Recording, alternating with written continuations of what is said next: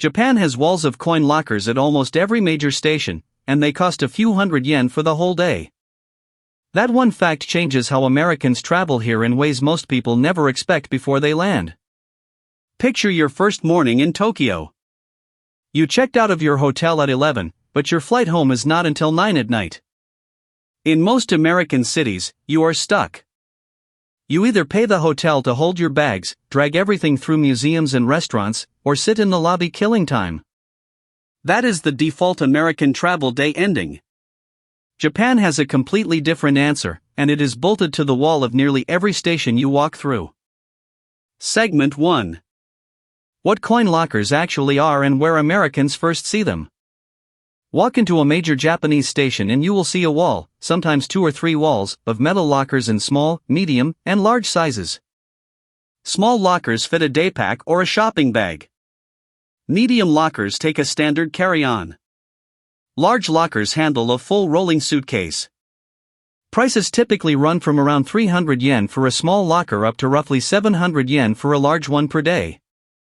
At current exchange rates, that is well under $10 for a large locker held all day. You drop your bags, take the key or a printed receipt, and walk out completely free. Americans who see this for the first time often stop and stare because nothing at this price and this scale exists at home. Airports have luggage storage, but it is expensive and far from where you want to be. Train stations in the United States almost never offer this at all. Segment 2. The safety angle that hits Americans hardest. Here is where it gets interesting. Americans are often told Japan is safe, but that feels abstract until you leave a bag in a coin locker and come back 6 hours later and everything is exactly where you left it. The lockers themselves are a physical expression of the trust that runs through daily life here. Nobody is prying them open. Nobody is watching your locker waiting for you to walk away. Stations in busy areas like Shinjuku or Osaka's Namba have hundreds of lockers in use at any given time, and theft from them is genuinely rare. That experience, that moment of retrieving your bag without a single worry, lands differently than any statistic. It is the kind of thing Americans talk about when they get home. Segment 3. How the payment system beats what Americans expect. Older coin lockers take coins only, which surprises visitors who run out of change. But many modern lockers now accept IC cards, the same rechargeable transit cards used on the subway and bus system. You tap your Suica or Pasmo card to lock and unlock. No coins needed. This matters because Americans traveling in Japan often load an IC card on the first day for getting around, and that same card works at the locker. The whole system connects. You use one card for the subway, the convenience store, and the coin locker. That level of integration is not something American gas stations or transit systems have figured out yet, and it is one of those small details that makes a travel day feel almost effortless. Segment 4. The practical moves Americans miss on their first trip. Most Americans do not think about coin lockers until they are already exhausted in dragging bags through a crowded street.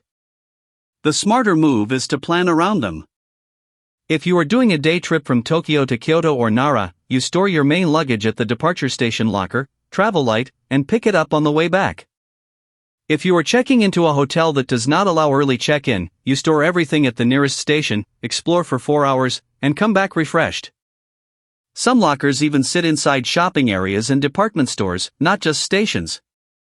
Isetan, Takashimaya, and similar stores often have locker banks near the entrance. The system is built into the fabric of how the city expects you to move through it. The bigger picture is this. Coin lockers are not just a convenience. They are a signal. They tell you that the city was designed with the assumption that people are trustworthy and that public space should work for everyone moving through it. Americans who spend time in Japan often come home and notice, for the first time, how little American infrastructure assumes the same thing. No lockers at the bus station. No safe place to drop a bag at the airport for $2.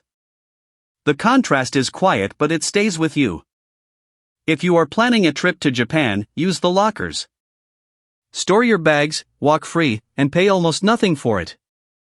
Now here is the thing that connects directly to this. Japan's IC card does far more than open lockers and pay for the subway. The same card works at vending machines, convenience stores, and even some taxis, and most Americans have no idea how deep that system actually goes.